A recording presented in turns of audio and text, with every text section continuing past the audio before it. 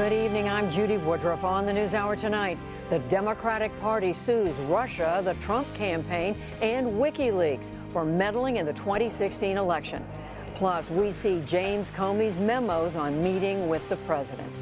Then I sit down with the UN High Commissioner for Human Rights, Zeid Ra'ad Al Hussein, to talk about ongoing conflicts in Syria and Yemen. And it's Friday. Mark Shields and Reihan Salam are here to talk about the Comey memos and what the passing of Barbara Bush may teach us about politics today. Then a poet's best friend. Author Stephen Kusisto writes about his relationship with his guide dog after a condition left him legally blind. As I'm writing about what Corky and I did together, right, I began to realize this is about my opening up and becoming a larger, more courageous, open, curious, and outgoing person. All that and more on tonight's PBS NewsHour.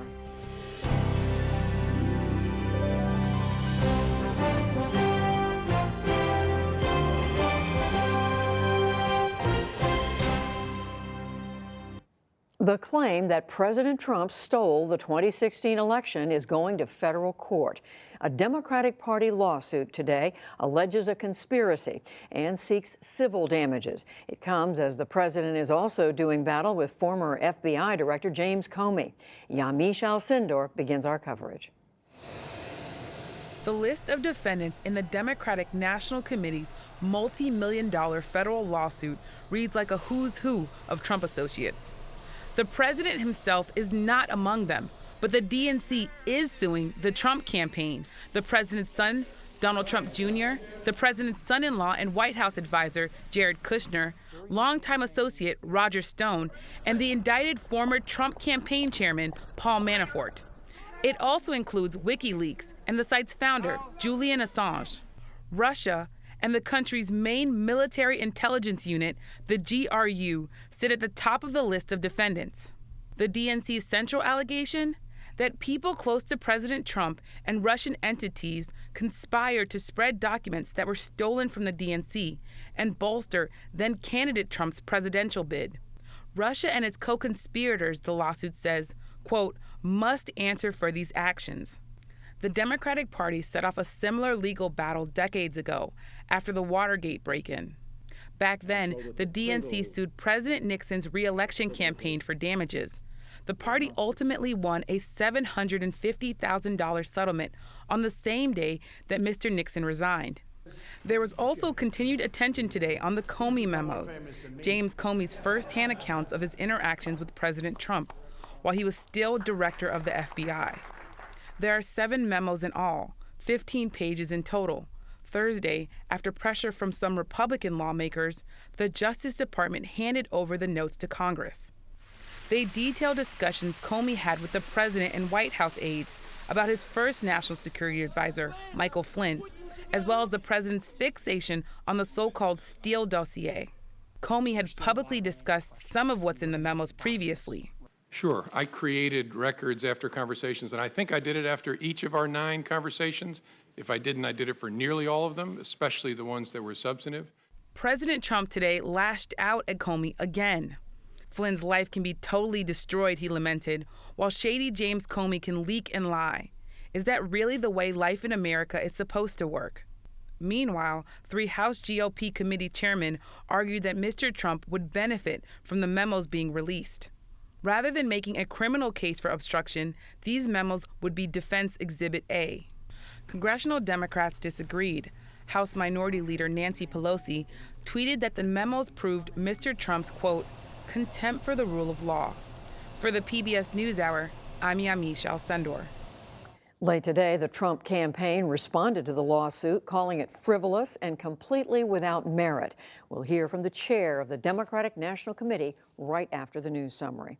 In the day's other news, Russia said President Vladimir Putin is still waiting for President Trump to follow up on an invitation to visit the White House. The offer came in a phone call with Trump last month. In Moscow today, Foreign Minister Sergei Lavrov said Mr. Trump had also talked of visiting Russia. We proceed from the fact that the U.S. president said that he would be glad to see President Putin in the White House, that he would be glad to meet in a return visit. President Trump has returned to this topic a couple of times, so of course we assume that he will make it more specific. There was no immediate response from the White House. In the Middle East, violence erupted again at Gaza's border, and Palestinians said that 5 were killed and 150 wounded by Israeli fire. Thousands of Gazans turned out, and some burned tires and sailed kites carrying Molotov cocktails toward the border fence. Israeli officials said they defended the barrier with live fire and tear gas. There is word that North Korea will halt all missile and nuclear weapons testing as of tomorrow. That word comes from the state news agency.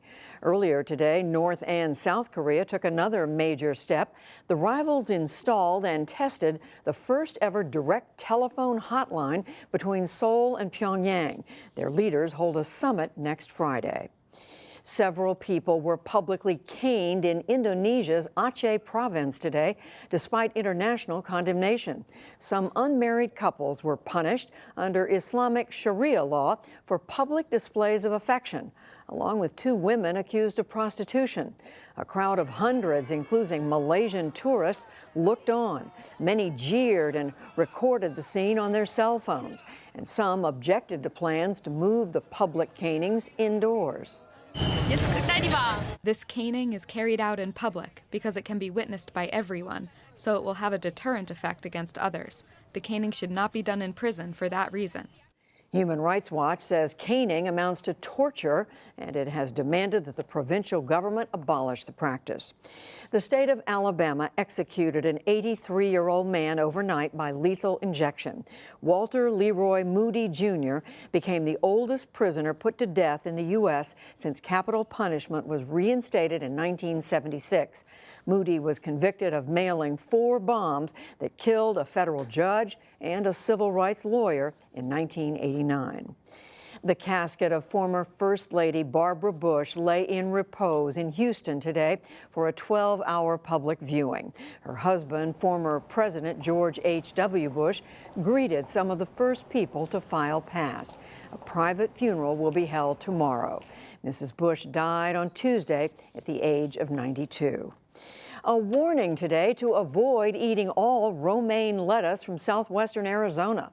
The Centers for Disease Control and Prevention expanded an earlier alert over an E. coli outbreak.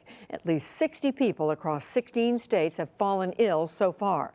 The CDC says the best advice is if you don't know for certain the source of the lettuce you bought, don't eat it. And on Wall Street, interest rates rose, tech stocks tumbled, and the market gave ground. The Dow Jones Industrial Average lost 202 points to close at 24,462. The Nasdaq fell nearly 92 points, and the S&P 500 slipped 23. For the week, all 3 indexes gained about 0.5%. And Britain's Prince Charles will be the next leader of the 53-nation Commonwealth.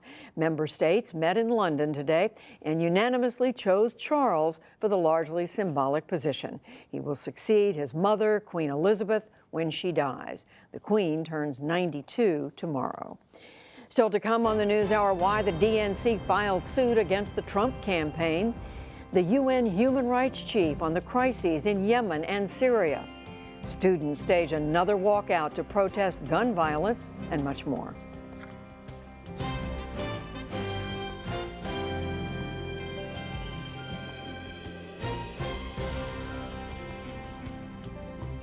We return to the lawsuit filed by the Democratic National Committee today against President Trump's campaign, several top Trump advisors, WikiLeaks, and the Russian government. The DNC alleges a massive plot to interfere in the 2016 presidential election, in part by hacking the Democratic Party's computer network and by releasing stolen emails. I spoke with Democratic National Committee Chair Tom Perez a short time ago, and I started by asking why they filed the suit when the investigation by Special Counsel Robert Mueller is still underway. Well, there are 3 reasons, Judy. First of all, we don't know when Director Mueller will finish his investigation, and he should take all the time he needs to do a thorough job. we have to file within a statute of limitations. And so if we sit and wait, then we're frankly committing legal malpractice. A year ago when I came to the DNC, it was clear to me that we'd been hacked, and we'd been hacked by the Russians. It was less clear to me a year ago whether there was a conspiracy between the Russians and the Trump campaign.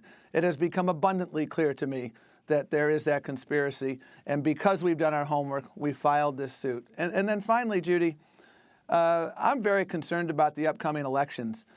Civil lawsuits have an important purpose of deterrence. And I hear from so many people across this country.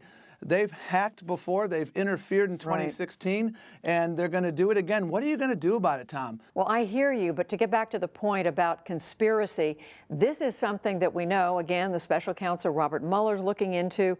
We don't know yet. The public doesn't know yet if that actually happened. It may appear to some people that it did, but until the dots have been connected and there's some legal basis for that, are you at risk in a lawsuit of getting ahead of what are known facts? Well, I'm very comfortable with where we are now. I feel that we have ample evidence to demonstrate in a civil proceeding what we're doing. And we have a different burden of proof. It's a lower burden of proof in a civil case. And so I've dealt with this from the criminal side as a DOJ prosecutor.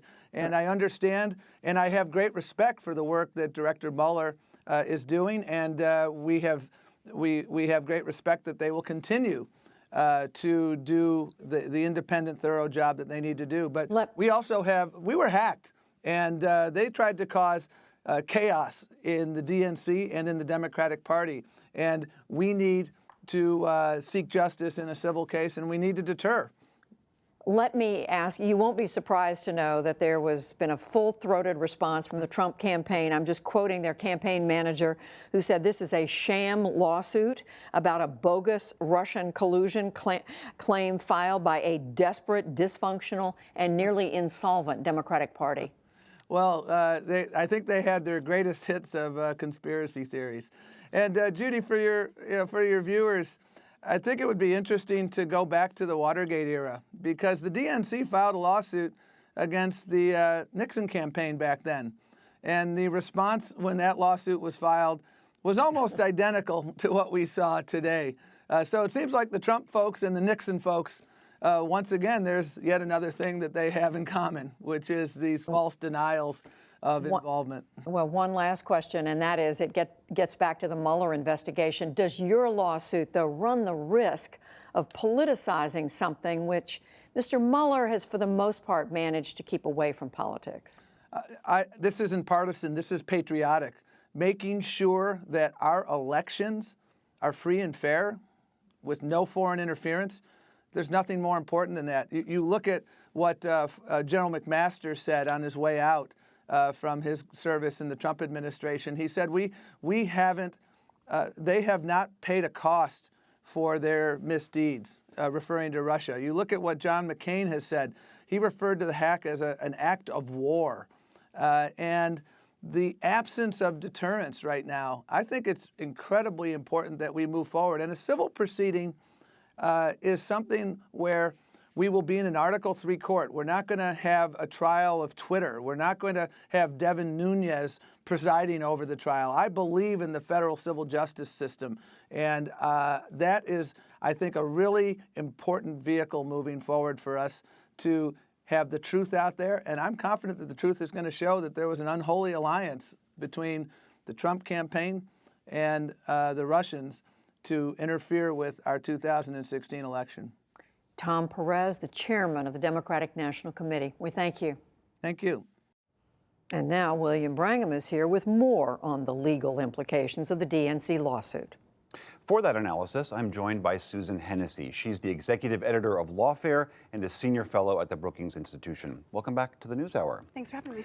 So you heard Tom Perez. He is alleging that the Russians, the Trump campaign, WikiLeaks, all conspired to steal the DNC's emails and then spread them around to make Hillary Clinton look bad. From a legal perspective, what do you make of their suit? Right, so Perez sort of notes that there's ample evidence. There's certainly quite a few allegations. Some of it is really well grounded. It relies on things like this intelligence community assessment of Russian interference, but a lot of it relies on things like news reports, including a single sourced or anonymously sourced reports. So the challenge in this suit is going to be translating those essentially news reports into evidence that's going to be admissible in court. Now, what's relevant right now is not necessarily whether they can do that, but whether or not they can survive a motion to dismiss. Whether or not they have a well-pleaded complaint on the face, it does seem likely that this lawsuit, at least some defendants, at least some claims, are likely to survive a motion to dismiss. This is most relevant because it means that they'll move on to the discovery phase. That might end up becoming a really, really powerful tool for the DNC to actually unearth new information. So the tricky part for their case, it seems to be that while there might be discrete evidence of the WikiLeaks release, the DNC being hacked, some members of the Trump organization indicating that they would like to get dirt on Hillary Clinton, they have to tie all of those things together as a connected conspiracy, right? Right, so what they are alleging is this broad conspiracy. They are alleging that there was an actual agreement between Russian actors, the Trump campaign, and their associates to hack the DNC, and an agreement to distribute stolen materials in order to help Donald Trump and harm Hillary Clinton. That's a very, very high bar. That certainly is ahead of the public record that we've seen thus far. So that's going to be a difficult showing for them to make in court. That said, there is another case going on in the District of D.C. on a different theory, actually an invasion of privacy theory. There's going to be a hearing on their motion to dismiss just on Monday. So we do have another case that's going to provide a little bit of a roadmap as to whether or not these legal claims are going to be sufficient. There's also, of course, the elephant in the room is the Mueller investigation, which is undergoing constantly right now. What does this do vis-a-vis the Mueller investigation? Because theoretically, the DNC suit touches on some of the same people, some of the same evidence, some of the same events. Is this a conflict? Can they go on at the same time? Help me understand that. So I think that they are fundamentally unrelated. We don't know very much about the Mueller investigation, but it doesn't appear to be particularly reactive to things like this. The DNC suit both relies on the Mueller investigation because it uses some evidence that actually comes from those court filings. It also gets quite a bit ahead, right? It is alleging this actual conspiracy that we haven't seen Mueller make that showing. It does involve, they are related to the extent that they're talking about the same events and the same people. And so I think there's a way to think about it as a kind of alternative. We don't know how the Mueller investigation is going to end.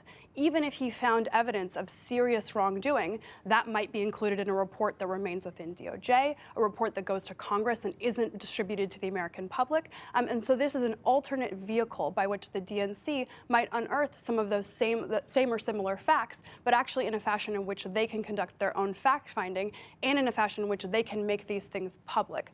So it's sort of, I think the best way to think about it is sort of parallel tracks, the same subject matter, but not necessarily related. This, of course, also comes when the president is juggling so many other legal cases. There's the Mueller case, there's the Stormy Daniels case, there's the Michael Cohen case, there's the emoluments lawsuits. I mean, this is an enormous amount for a White House and a Trump organization's legal team to be juggling. Right. It's also only a year and a half into his term. This is an amazingly complex legal landscape that they're working through, and we're starting to see some of the peculiarities. In this Southern District case against Michael Cohen, we actually have the president's private lawyers arguing on attorney-client privilege against Justice Department attorneys. That means that Donald Trump's individual private attorneys are arguing essentially against his institutional attorneys. And so I think that really illustrates sort of the strangeness of the situation we're in and the potential conflicts there. Lastly, let's just shift gears to the release of these Comey memos. These were the memos that James Comey contemporaneously wrote down after different meetings with the president. We've heard about those memos for a long time. Now they've been released and we've been able to read them specifically. Do the details of those memos tell us anything germane legally with regards to the Russia investigation?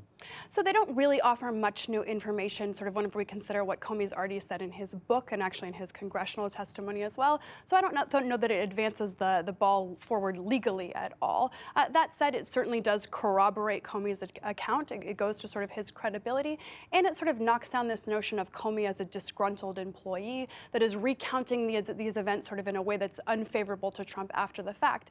These are the memos that he wrote while he was still FBI director, while he was still presumably wanted to have a good relationship with the president, had every incentive to sort of not make a mountain out of a molehill. What we are seeing in these memos is really a profound degree of concern, and a concern that he has remained consistent about the way President Trump was treating the Justice Department and his inability to understand the importance of maintaining those institutional norms of independence. Susan Hennessy, thank you so much. Thank you.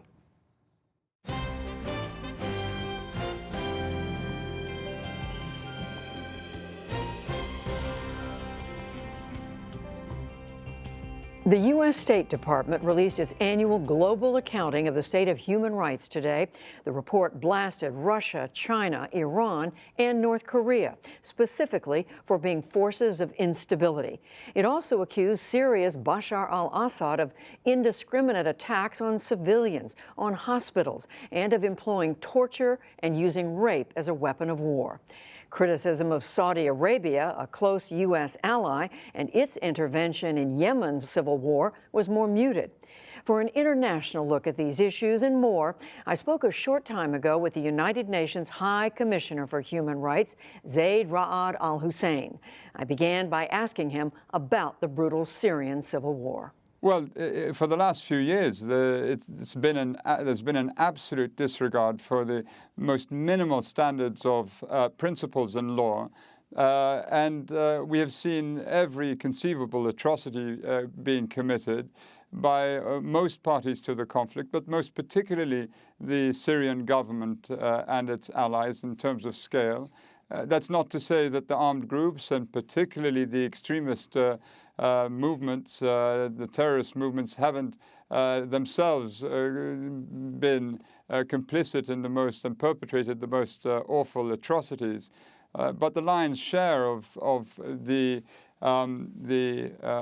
alleged crimes against humanity and war crimes that are almost certainly to be proven by a court of law in the future fall at the foot of the Syrian government. One mustn't forget that this whole crisis began with the torture, the abuse of children in Daraa, and it started from a severe violation of human rights in respect of the rights of those children. And from there we have a crisis that's almost breaking the world in a very real sense. You know, we're reading about another aspect of this crisis in Syria today. The Washington Post reporting on Raqqa, which of course was occupied by ISIS for so long. This report talks about the destruction of something like 12,000 buildings or damage under U.S.-led airstrikes.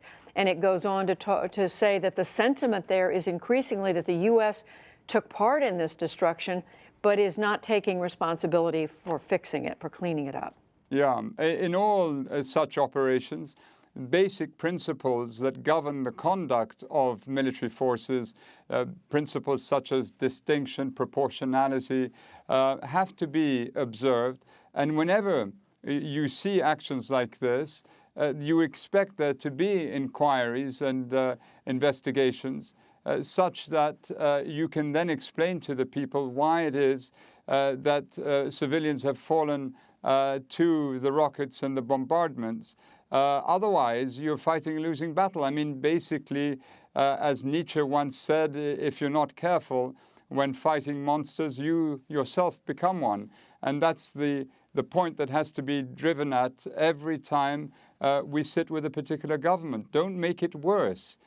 You are there to protect the civilian population from armed extremists that have run amok. Don't, through criminal negligence or even in certain cases it could be deliberate, one doesn't know, don't make it worse. Investigate and make the investigations transparent. Well, another crisis zone in that connection, of course, is Yemen, where, again, terrible human suffering, civilians, women, children. What is your understanding of the situation there? Well, likewise, I mean, it's been this horrific humanitarian catastrophe and ongoing. We, from the human rights side, have been tasked from the Human Rights Council in Geneva to put together a group of eminent experts to investigate these attacks that have led to civilian casualties. There was a reported attack today of 20 people, civilians being killed just outside of Taiz. And this investigation will be made public in September. And one hopes that all sides to this horrific conflict in Yemen, the coalition on one side, the Houthis and the separatists in the south, that they understand that one day, if they continue, or even if they don't continue, one day they may well have to stand before a judge and account for the alleged crimes that have been committed. Of course, all this is happening at a time when we are seeing voices, leaders around the world who are showing disrespect for human rights in parts of Eastern Europe and Hungary, the Czech Republic, the Philippines. How do you, in your role at the United Nations, speak to them? What's the role of the rest of the world when we see these kinds of forces rising? Well, this year we celebrate the 70th anniversary of the Universal Declaration of Human Rights. And it's a document that was put together by those who really suffered in 2 world wars and the Holocaust. And in the second line, it says, contempt and disregard for human rights and contributed to the suffering of humanity. What we see now is exactly that on the part of many of the world's leaders who should know better. That, as I said in respect of Syria, you have a conflict that has destroyed not just one part of the world, but maybe 2. And it began with a severe human rights violation. And eventually, all human rights violations, if they're not curtailed, they can turn into conflict, and it behooves us to pay much more attention. Well, words for all of us to think about. The High Commissioner at the United Nations for Human Rights, Zeid Ra'ad Al Hussein, we thank you. Thank you, Judy. Thank you.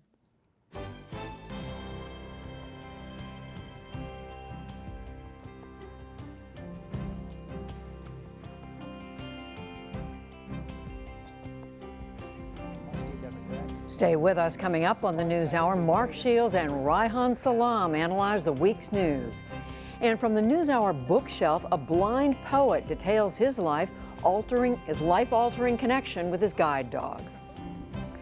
But first, thousands of students walked out of schools nationwide this morning in the latest mass protest against gun violence. The events mark the 19th anniversary of the massacre at Columbine High School in Colorado that killed 13. Lisa Desjardins reports on this day's events. To now pause for a moment of silence to honor the victims of Columbine. The scene was repeated across the country, moments of silence in places like Indianapolis.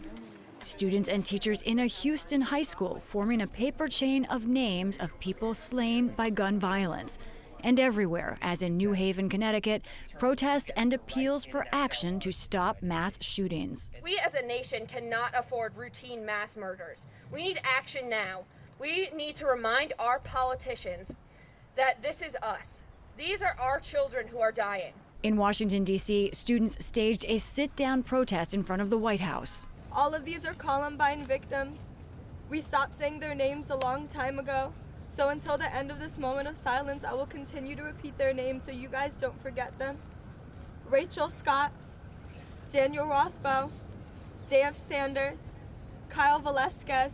From there, they marched to the Capitol and demanded action on gun legislation. I think the people of the United States really do deserve that. They deserve to live in a place where you don't have to be worried about going to CVS or going to school or walking down the street just because of what you look like or because someone had a bad day. Students from Parkland, Florida's Marjorie Stoneman Douglas High School, where 17 were killed in February, also walked out. They've led a push for stronger background checks and bans on bump stocks and assault-type weapons. That push is national, again today, up to the steps of the U.S. Capitol. Shortly after the last student walkouts in March, Congress did pass 2 gun measures. They were to shore up the current background check system and also get more funding to states. But neither of those change current law. And there is no expectation that Congress will return to the gun issue anytime this year. President Trump has said the mental health system needs improvement. And he supported the idea of letting teachers carry guns at schools. This would only be obviously for people that are very adept at handling a gun. You would no longer have a gun-free zone. Gun-free zone to a maniac, because they're all cowards. A gun-free zone is let's go in and let's attack, because bullets aren't coming back at us. The president also formed a school safety commission led by Education Secretary Betsy DeVos. But students at the U.S. Capitol today demanded more concrete action to address their generation's fears. We want people to have that sense of comfort again and be able to walk around the street and not have to put your hands up all the time because you see a cop. Enough of violence, enough of killing, enough of being scared. This as today, in Marion County, Florida, another school shooting left 1 student wounded. For the PBS NewsHour, I'm Lisa Desjardins. And one postscript to Lisa's report, students at Columbine did not walk out today since classes are never held on the anniversary of the shooting, but they are encouraged to participate in a day of service. And let's finish our look at this day with the story of a student who survived Columbine 19 years ago. The NewsHour Student Reporting Lab at Legacy Early College High School in Greenville, South Carolina, interviewed physical education teacher Lindsay O'Donnell. She describes how she came to see mental health and mindfulness as the keys to healing. My name is Lindsay O'Donnell. I'm a physical education teacher at Legacy Early College in Greenville, South Carolina. I was 17 years old during the Columbine shooting. It was my senior year of high school.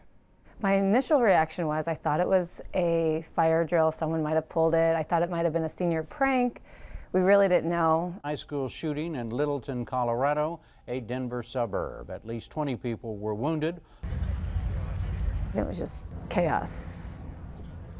People running, just crying, hysterical. It was shocking.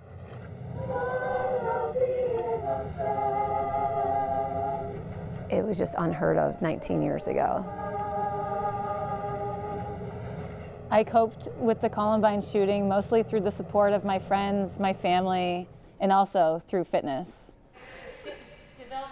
I became a physical education teacher and a soccer coach. When I was at Columbine, I wish I would have known a little bit more about mindfulness. Not only for me, my friends would have coped with the situation differently. A lot of them coped with it through drugs or alcohol. Columbine was like the first big mass shooting. Nowadays, we have to practice lockdowns. And with that, students are stressed. They come to school scared, they're anxious. Bring the focus to your breath. Every single day with my students, we start our day with a 5-minute mindful moment. And by practicing mindfulness, it's not going to eliminate school shootings. However, fitness, mindfulness, and mental health can help.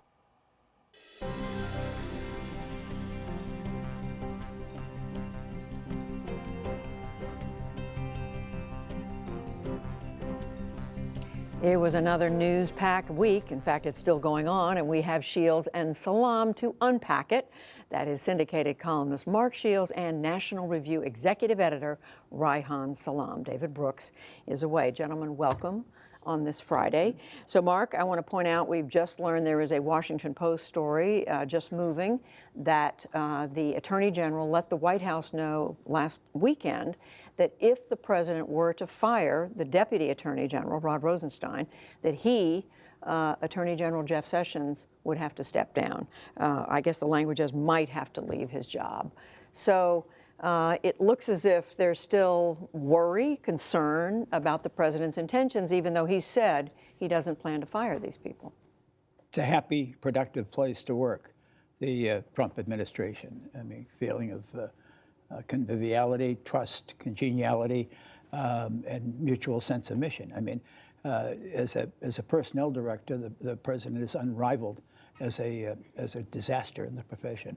People who work for him work so in terror, anxiety, unsure of what he wants to do and what they're supposed to do, and whether they'll be there 2 weeks from now. Reihan, it's just another element in this ongoing saga. I can't say I know exactly where the story is here. Were we to actually hear that there's some move to fire the Deputy Attorney General, that would be very big news. There would be very intense resistance from many Republican lawmakers, as well as many other figures in the senior ranks of the White House. So I'm not sure there's a story here yet, but certainly it's a sign that there are many people in the White House who would strongly discourage the president from taking such a step, and he himself has said that he has no intention of pursuing it. So we'll see what happens. Right. I think this was probably in the wake of that. It was in that several-day period when we were hearing the president was very upset and was thinking about or talking about firing. But as you said, nothing's happened yet. So let's move, Mark, to the story today. Democratic National Committee announces it is filing a lawsuit against the Trump campaign, against high Russian officials, the Russian government, and WikiLeaks for hacking into the Democratic National Committee email system and essentially for stealing, they're saying, corrupting the election in 2016. We heard Tom Perez a few minutes ago, the chair of the party, say, well, one of the reasons we're doing this is the statute of limitations. We think there's evidence to believe there was a conspiracy. Is it a smart move on their part? We'll find out if it's a smart move, Judy. I mean, part of the problem is that it does have echoes of Watergate, and without right now at least the persuasive proof that the same set of facts operated, where the president was intimately, deeply involved in a criminal act. I'd say this: part of it is, I think, politics has become litigation. Politics has become lawyers and depositions and whether you're going to testify. And in that sense, it's not at least initially exhilarating to those of us who care about politics and policy and legislation and righting wrongs and bringing justice. I mean, but that I can honestly say I don't know. What do you make of it? What's the significance? Well, politics is becoming litigation, certainly, but politics is also fundraising. That is especially true if you're the chair of the Democratic National Committee. One thing that's important to understand is that American politics is very decentralized. Typically, candidates raise their own money, they have their own networks. For the Democratic National Committee to be influential and important, it has to raise money. And one way for the DNC to raise its profile is to do things along these lines that really fires up the base and the small dollar donors, many of whom are very passionate about the Russia story. Susan Hennessy, earlier on this program, explained that they are setting a very high bar for themselves. Mm-hmm. It's hard to see that they're really going to prove these allegations in court, but the litigation is definitely going to get the DNC and DNC chair Tom Perez in the news, and I think that it's going to fire up a ton of people to open up their checkbooks. So in that sense, I think it is a very shrewd move for the DNC. So for Democrats more broadly, we'll see. So excuse me, I didn't want to let you finish your thought. All this coming, Mark, in a week when we're hearing so much about James Comey, his book, and then today, or last night, I guess, after urging by Republicans on Capitol Hill, the Comey memos that he wrote after his conversations with the president before Comey was fired have now been made public. You've had a chance, both of you have had a chance to look at them. Do they change anything? I can't, other than perhaps your opinion of the three chairmen who pushed for their publication.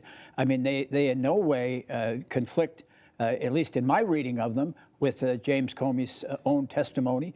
They reinforce what he said and what he has written. Now, I think Congressman Gowdy has said that they're Exhibit A for the defense for the White House for any case of obstruction of justice on the part of the president. They're certainly not complimentary of the president. They're not inspiring, but they do reinforce what Comey has said. What do you see there, Reihan? And also with the book, I mean, coming out the same week as the book. I mean, as Mark said, most people are saying they are affirming what's in the book. I agree with Mark's remarks. I think that basically this is entirely consistent with what James Comey had said before. Clearly, James Comey had serious misgivings about President Trump long before he was elected. And also, it's, now he's opening campaigning against President Trump's reelection. He's telling people that he wants American voters to throw him out. And the trouble here is this. If you're James Comey and you really want to convince folks that President Trump should be voted out of office, et cetera, the thing is that you have to find persuadable people. You have to find people who might be favorably disposed to the president and persuade them not to be. And the thing is that I'm not sure he's really doing that. What we know now is that he's always had misgivings about the president. So I think that that tends to reinforce this narrative that, he was not favorably disposed. How do you see that? I will say this about James Comey, and he's certainly gotten criticism from a number of quarters, and I think he's earned it by including the rather snide remarks about the president's appearance and sun tanning and hair color and all the rest of it, which was petty. It was mud wrestling, getting down with Donald Trump mud wrestles. But by his statement, uncontradicted in any way, before the election, he revealed that Hillary Clinton's personal emails were going to be reopened at a time when he and virtually everybody in shoe leather and the majority of the people in the Trump campaign firmly believed that Hillary Clinton was going to win. And he put that election in some suspense. The Clinton people blame him for it. The Trump people acknowledge what he did. And I have to say, it certainly was not, it was an act of some integrity, professional integrity, for him to do that. The safe thing would have been to not say anything at the time, and in fact, let it happen and be reappointed. He was certainly putting at jeopardy his own position if, in fact, Hillary Clinton did win, that he had tried to sabotage and submarine her chances in the last week of the campaign. I think right now, Judy, what we've seen in the first week is that the two tribes have formed. On one side, those who don't believe James Comey, and those who do. I don't know how many people are persuadable on this issue at this point. I want to ask you both finally about former First Lady Barbara Bush, who was a remarkable figure, somebody with a sense of humor, passed away this week. Her funeral is tomorrow.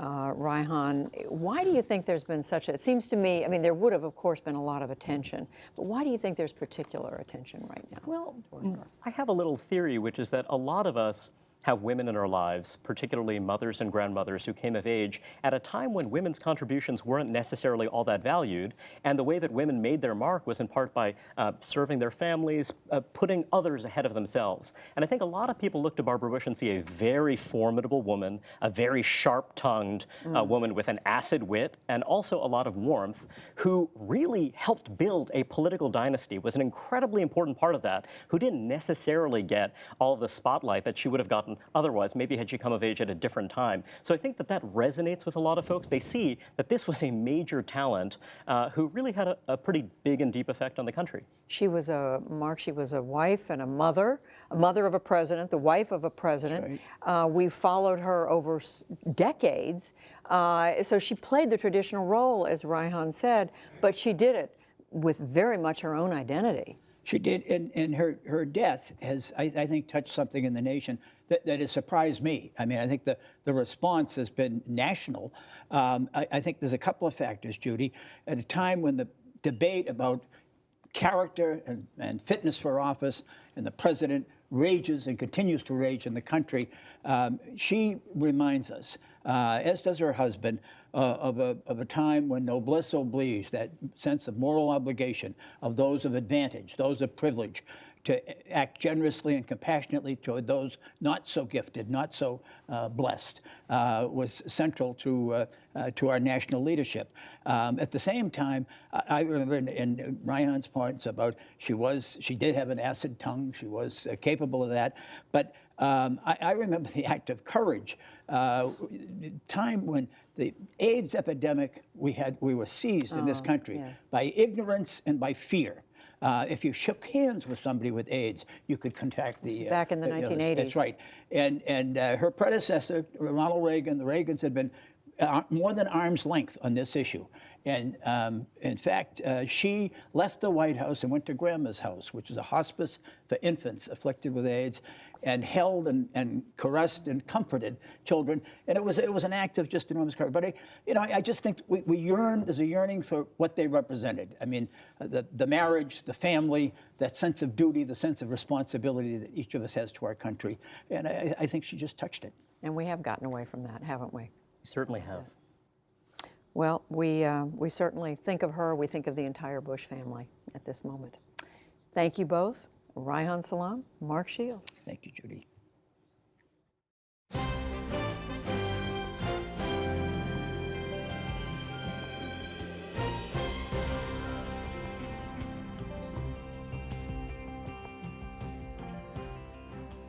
Or of man's best friend. In a new memoir, poet and author Stephen Koo Sisto details his life-altering connection with a guide dog. And as Jeffrey Brown discovered, it was a change that affected him both as a blind man and as a writer. It is the latest from our NewsHour bookshelf. Cold and rainy day. On the campus of Syracuse University, a brisk wind and a very brisk walk. You know, most of my friends, even my wife, who's very athletic, they can't keep up with this. It's a perfect match of man and dog. 63-year-old Stephen Kuusisto, poet and professor, and Caitlin, a 4-year-old yellow lab trained as a guide dog. University campuses in general are easier than strange cities. Kuusisto was born with a condition that left him legally blind. Hello. He describes his vision as having Vaseline smeared on a lens. The author of 2 volumes of poetry, his new memoir, Have Dog Will Travel, traces his own path, one that began as a child whose mother wanted his blindness hidden. My job was to really just live without the kinds of assistance and accommodations that I needed and to make it seem okay. But the way you write it, at least came off as a little worse than that, as in she made it feel shameful. She did, and you can't emerge with a good sense of self-regard and become your own self-advocate in that kind of dynamic, right? The kid who couldn't see, he flew right up. His parents came. They banged on pots and pans. They hoped to get him back to earth, but they were far below. And the boy was in the sky of verities. He describes a limited, small life, a fear of anything new, including new places. It wasn't until his late 30s, after losing a job, that he came to a realization. I'm not going to make it in the larger world unless I know how to actually navigate the larger world, and this is really a crisis. The opening came through a New York-based training school, where Kuusisto was introduced to his first guide dog, Corky, and embarked on a weeks-long process of learning to work together. At first I thought, well, this will be easy. You show up, they give you a smart dog, and it's like picking up a car and then you leave, right? That's what I thought. And I didn't realize that you learn more about dogs than you ever knew possible, 1. And 2, they are building you up, the trainers, to feel not only that you can do this, but that this was the life you were always meant to have. As Kuusisto writes in his book, the benefits of guide dogs arose from the horrors of war, the First World War. Think of the famous John Singer Sargent painting, Gassed, showing a line of soldiers, their eyes bandaged. A German doctor, Gerhard Stalling, seeing how dogs had performed under pressure on the battlefield, began training them to help blind soldiers. The first guide dog school in the U.S., the Seeing Eye, was started by Morris Frank in 1929. The movement transformed many lives, including Kuusisto's. You described the first time when you were just getting Corky, right, first guide dog, going into Manhattan. It was amazing. That defied my capacity as a writer to fully explain, right? That feeling was so immense. To be able to go to a jazz club, hop on the subway and go see the Mets. All things that you would not have been able to do. No, and I felt secure. In the harness, Caitlin is all business.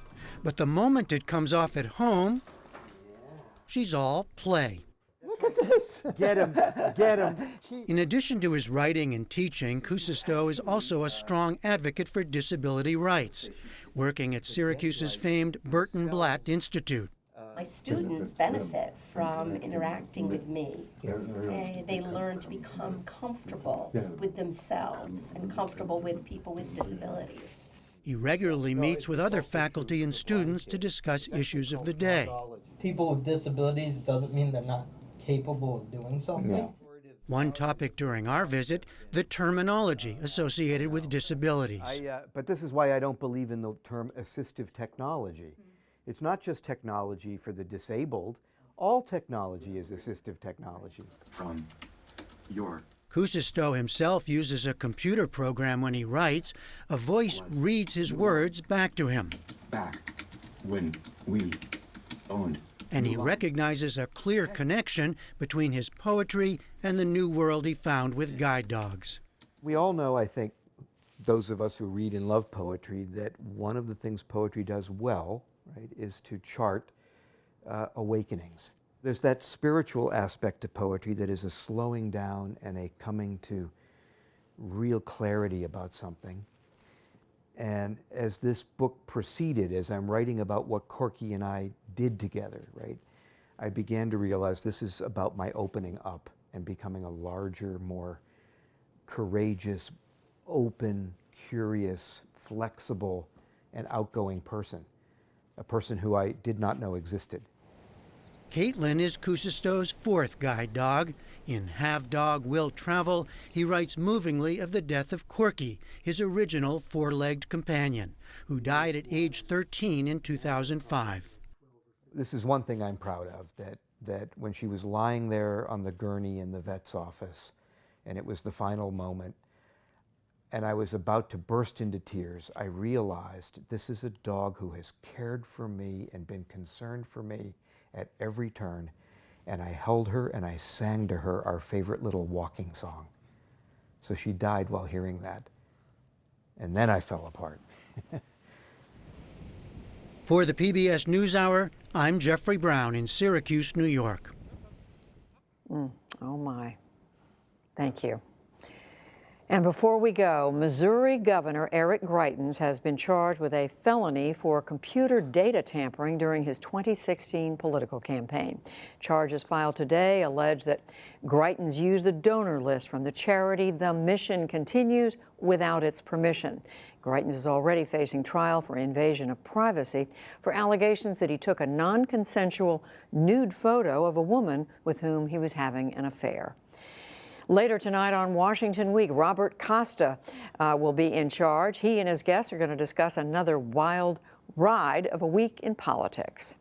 And that will be followed by In Principle, where President George W. Bush recalls his mother, Barbara Bush, and discusses his ongoing work against AIDS in Africa, as well as whether compassionate conservatism still has a place in today's Republican Party.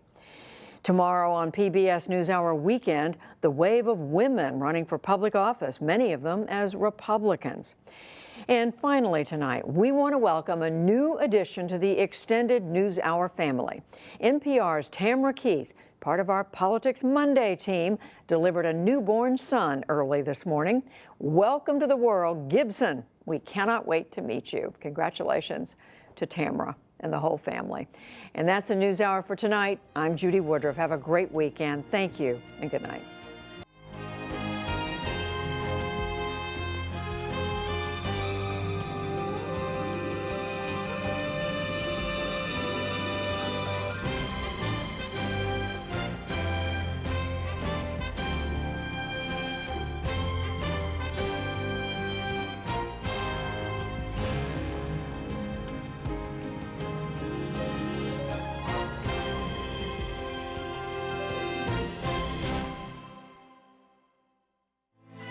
You're watching PBS.